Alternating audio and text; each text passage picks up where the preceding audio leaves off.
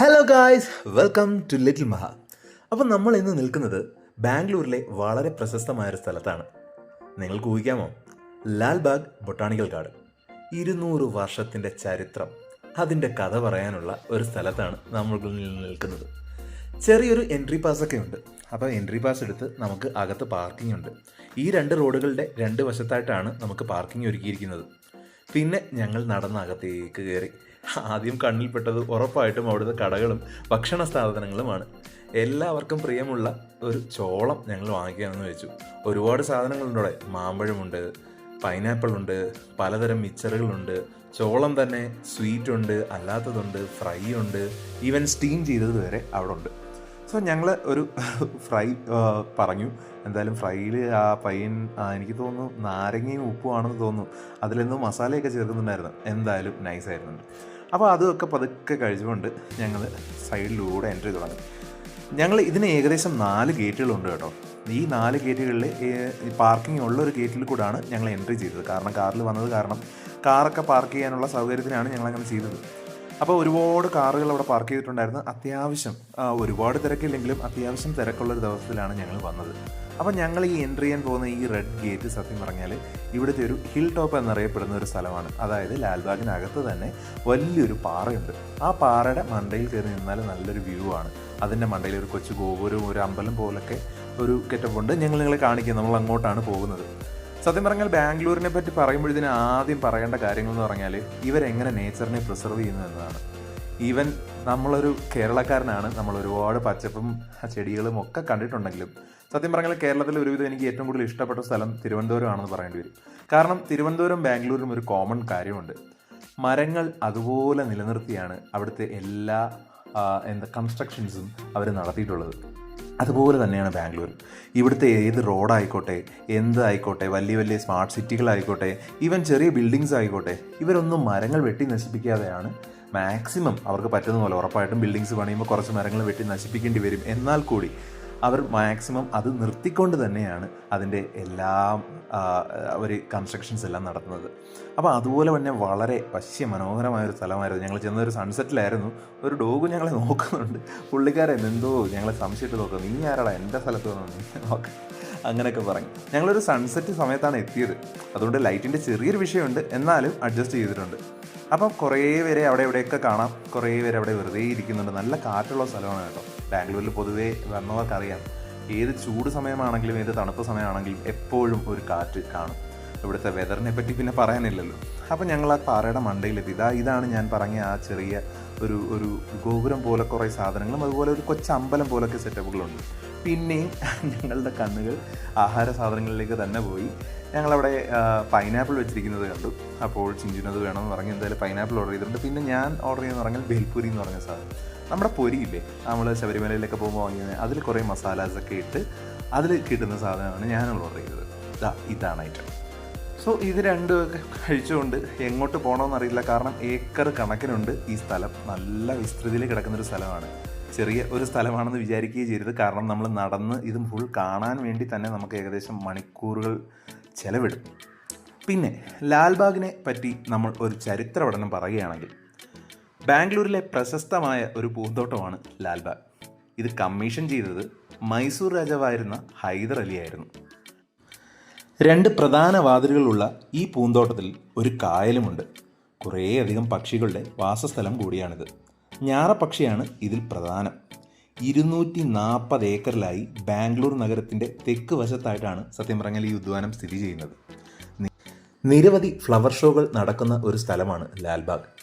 പ്രത്യേകിച്ചും republic day അടുപ്പിച്ചാണ് ഇവിടുത്തെ flower shows നടക്കാറ്.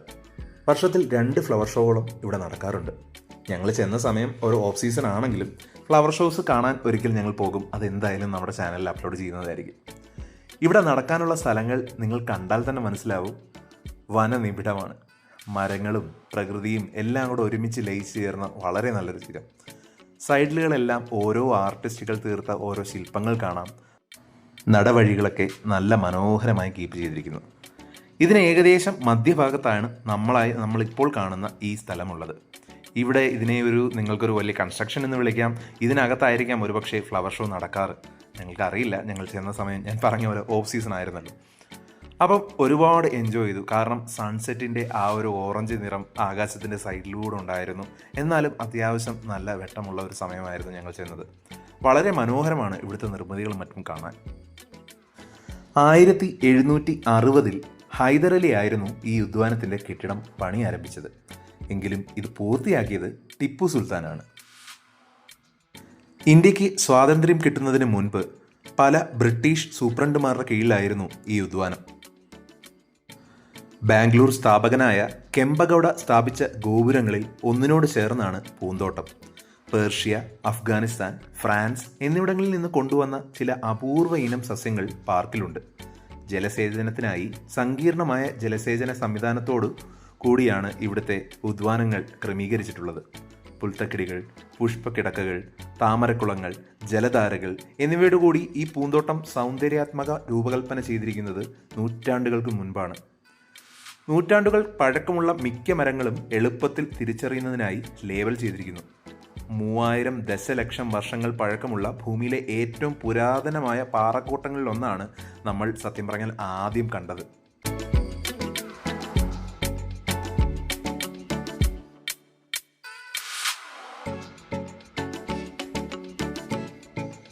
ലാൽബാഗ് ബൊട്ടാണിക്കൽ ഗാർഡൻസ് ഹോർട്ടിക്കൾച്ചർ ഡിപ്പാർട്ട്മെൻ്റാണ് കൈകാര്യം ചെയ്യുന്നത്. അതിപ്പോൾ ഒരു ബൊട്ടാണിക്കൽ ഗാർഡനായി പരിപാലിക്കപ്പെടുന്നില്ല. ബൊട്ടാണിക്കൽ ഗാർഡൻസ് കൺസർവേഷൻ ഇൻ്റർനാഷണലിൽ അംഗവുമല്ല.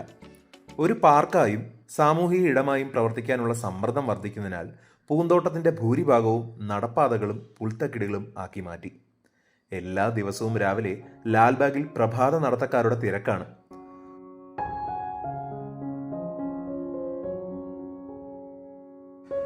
ലാൽബാഗിൽ ആദ്യമായി എത്തുന്ന ആർക്കും അത്ര പെട്ടെന്ന് മൊത്തം കണ്ടു തീർക്കാൻ പറ്റില്ല. ലാൽബാഗിലെ പ്രധാന കാഴ്ചകൾ ഞാൻ അതുകൊണ്ട് ചുരുക്കി പറയാം. ഗ്ലാസ് ഹൗസ്, ഇതാണ് ലാൽബാഗിലെ പ്രധാന സ്ഥലം. എല്ലാ വർഷവും ഞാൻ പറഞ്ഞ പോലെ ഇവിടെയാണ് ഫ്ലവർ ഷോ നടക്കാറ്.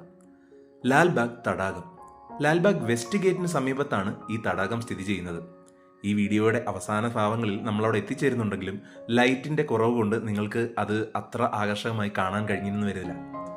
പുഷ്പഘടികാരം അഥവാ flower clock. Lalbagh main gate വഴി വന്നാൽ ആദ്യം കാണുന്ന കൗതുക കാഴ്ചയാണ് പുഷ്പഘടികാരം. പ്രമുഖ വാച്ച് നിർമ്മാതാക്കളായ HMD ആണ് ഈ ഘടികാരം നിർമ്മിച്ചിരിക്കുന്നത്. വളരെ മനോഹരമാണ് ഈ ഘടികാരം കാണാൻ. നമുക്ക് അടുത്ത് ചെന്ന് നോക്കുമ്പോൾ ഒരു അത്ഭുതം പോലെ തോന്നും. കാരണം ഇത്രയും വലിയൊരു ക്ലോക്ക് എൻ്റെ ജീവിതത്തിൽ ഞാൻ ആദ്യമായിട്ടാണ് കാണുന്നത്. പിന്നെ വരുന്നതാണ് റോസ് ഗാർഡൻ. പക്ഷേ ഞങ്ങൾ ചെന്ന സമയത്ത് ഇത് മെയിൻ്റെനൻസിനായി അടച്ചിട്ടിരിക്കുകയായിരുന്നു.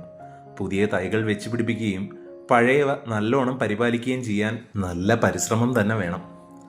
നമ്മളിപ്പോൾ പോകുന്നത് ആ ലേക്കിനടുത്തേക്കാണ്. ആ ലേക്കിൻ്റെ ഒരു ഭാഗത്തായിട്ട് ഒരു ആർട്ടിഫിഷ്യൽ വാട്ടർഫാളുമുണ്ട്.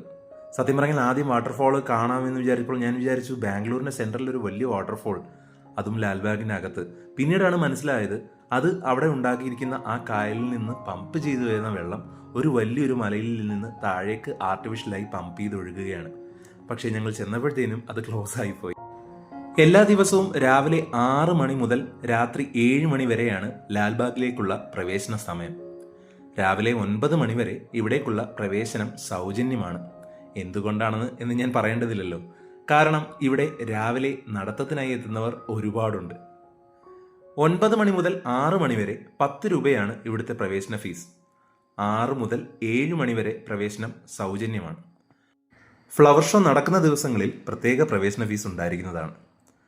നിങ്ങളിപ്പോൾ ഈ കാണുന്നതാണ് ഈ തടാകത്തിലേക്കുള്ള എൻട്രി പോയിന്റ്. ഞങ്ങൾ അവിടെ ചെന്നപ്പോഴത്തേനും സൂര്യൻ ഏകദേശം അസ്തമിച്ച് അവസാനത്തെ കിരണങ്ങളുമായിട്ട് നിൽക്കുന്ന സമയമാണ്. ഒരു തരത്തിൽ പറഞ്ഞാൽ കാണാൻ വേറെ ഒരു തന്നെ ഭംഗിയുണ്ട്. പക്ഷേ ലൈറ്റ് വളരെ കുറഞ്ഞതിനാൽ ഷൂട്ടിംഗ് വളരെ വിഷമത്തിലാണ് പോയിക്കൊണ്ടിരുന്നത്. ഞങ്ങളിപ്പോൾ നടക്കുന്നത് ആ വാട്ടർഫാളിലേക്കാണ്. ആ കാണുന്ന ബ്രിഡ്ജ് ക്രോസ് ചെയ്താണ് വാട്ടർഫാളിലെത്തേണ്ടത്. പക്ഷേ ഞങ്ങൾ ചെന്നപ്പോഴത്തേനും ആ വാട്ടർഫാൾ അവർ ഓഫ് ചെയ്തു. ഞാൻ പറഞ്ഞ പോലെ അതൊരു ആർട്ടിഫിഷ്യൽ വാട്ടർഫാൾ ആയിരുന്നു. സോ അത് കണ്ടില്ലല്ലോ എന്നുള്ള വിഷമത്തിൽ ഞങ്ങൾ മടങ്ങി. നടന്ന് തിരിച്ച് ഞങ്ങൾ ആദ്യം നിന്ന ആ ഹിൽ ടോപ്പിൽ എത്തി. അവിടുന്ന് സൈഡിലേക്ക് പതുക്കെ വീട്ടിലേക്കുള്ള യാത്ര തുടങ്ങാമെന്ന് കരുതി പതുക്കെ വാഹനത്തിനടുത്തേക്ക് പോയി. പുഷ്പമേള നടക്കുമ്പോൾ ഒരിക്കൽ ഇവിടെ വരണമെന്നുണ്ട്. കാരണം അന്ന് ഇതിൻ്റെ മറ്റൊരു മുഖം കാണാൻ പറ്റും. ബാംഗ്ലൂരിൽ തന്നെ വളരെ പ്രശസ്തമായാണ് ഇവിടുത്തെ ഫ്ലവർ ഷോകൾ. എന്തായാലും ആ ദിവസം ഒന്നും കൂടി വരാം. ഇപ്പോൾ വന്നത് ഒരു വൈകുന്നേരമാണെങ്കിൽ പിന്നീട് ഒരിക്കൽ നമുക്ക് രാവിലത്തെ കാഴ്ചകൾ കാണാം. തടാകത്തിന് ചുറ്റും സത്യം പറഞ്ഞാൽ വിശ്രമിച്ചാൽ നമുക്ക് ദേശാടന കിളികളെ കാണാൻ കഴിയും. എല്ലാം മനസ്സിലുറപ്പിച്ച് ഞങ്ങൾ യാത്ര ആരംഭിച്ചു.